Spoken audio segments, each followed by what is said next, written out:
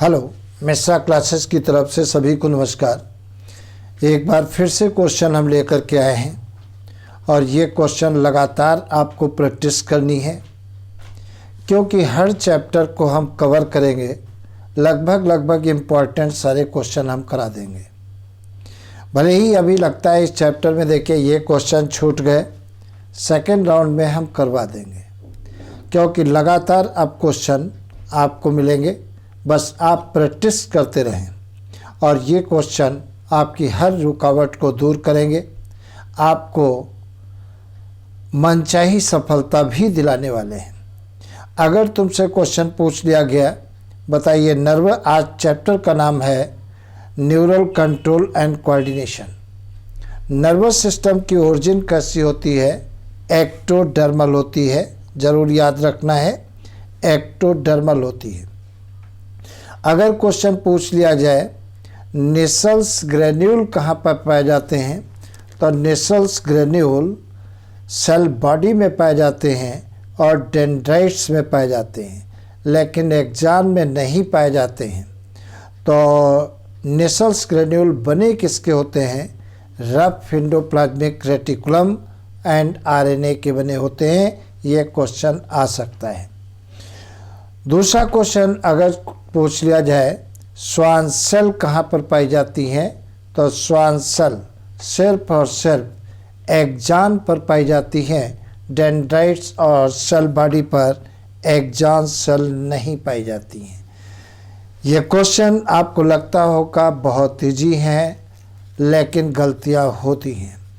अगर क्वेश्चन पूछ लिया जाए माइलिन शीथ का सिक्रीशन कौन करता है, तो आपको याद रखना है माइलिन शीथ का सेक्रेशन श्वान सेल और ओलिगोडेंड्रोसाइट सेल्स करती हैं। श्वान सेल भी करती हैं और ओलिगोडेंड्रोसाइट सेल्स भी करती हैं। ये क्वेश्चन अगर 2017 का पेपर उठाकर देखोगे, तब नीट नहीं होती थी, AIPMT, तो उसमें क्वेश्चन आया था। तो श्वान सेल और ओलिगोडेंड्रोसाइट सेल्स माइलिन शीथ का सेक्रीशन करती हैं। देखिए अगर कोई नर्व पोलराइज है तो बाहर की तरफ पॉजिटिव चार्ज होगा और अंदर की तरफ नेगेटिव चार्ज होगा, और अगर कोई नर्व डीपोलराइज है तो बाहर की तरफ नेगेटिव चार्ज और अंदर की तरफ पॉजिटिव चार्ज होगा। नेक्स्ट अगर क्वेश्चन पूछ लिया गया साइनेप्टिकल वेसिकल्स किस में पाई जाती हैं, तो प्री साइनेप्टिक मेम्ब्रेन में या एक्जान टर्मिनल्स में साइनेप्टिक वेसिकल्स पाई जाती हैं, और उन साइनेप्टिकल वेसिकल्स के अंदर न्यूरोट्रांसमीटर भरा होता है। नेक्स्ट अगर क्वेश्चन पूछ लिया जाए सेरिब्रल हेमिस्फीयर आपस में किसके द्वारा जुड़े रहते हैं, तो कार्पस कैलोसम के द्वारा जुड़े रहते हैं, और कार्पस कैलोसम का पाया जाना मैमल्स के ब्रेन का स्पेसिफिक कैरेक्टर होता है। अगर क्वेश्चन पूछ लिया जाए कि sexual behaviour, regulation of sexual behaviour के सेंटर कहाँ पर पाए जाते हैं, तो आपको याद रखना है हाइपोथैलेमस में पाए जाते हैं। कहाँ पर मिलेंगे? हाइपोथैलेमस में मिलते हैं। अगर क्वेश्चन पूछ लिया जाए मैमल्स में ऑप्टिक लोब का नंबर कितना होता है, तो 4 होता है, और चारों ऑप्टिक लोब को एक साथ क्या कहते हैं? कार्पोरा क्वाड्रिजेमाइना कहते हैं। अगर क्वेश्चन पूछ लिया जाए ब्रेन स्टेम किस किस का बना होता है, तो तुम्हें याद रखना है मिड ब्रेन और हाइंड ब्रेन दोनों मिल करके क्या बनाते हैं? ब्रेन स्टेम बनाते हैं। अगर क्वेश्चन पूछ लिया जाए कि रेस्पिरेशन, कार्डियोवास्कुलर रिफ्लेक्सेस और गैस्ट्रिक सेक्रीशन के सेंटर कहाँ पर पाए जाते हैं, तो आपका आंसर है मेडुला ऑब्लांगाटा में पाए जाते हैं। अगर क्वेश्चन पूछा जाता है रिफ्लेक्स एक्शन पर कंट्रोल किसका होता है, तो रिफ्लेक्स एक्शन पर कंट्रोल स्पाइनल कॉर्ड का होता है।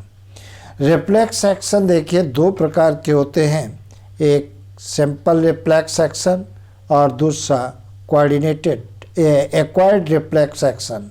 सिंपल रिफ्लेक्स एक्शन हेरिडिटी होते हैं, मतलब जनरेशन टू जनरेशन चलते हैं, और एक्वायर्ड रिफ्लेक्स एक्शन ये ट्रेनिंग के द्वारा आते हैं, एक्सपीरियंस के द्वारा आते हैं। ज़रूर तुमको याद रखना है।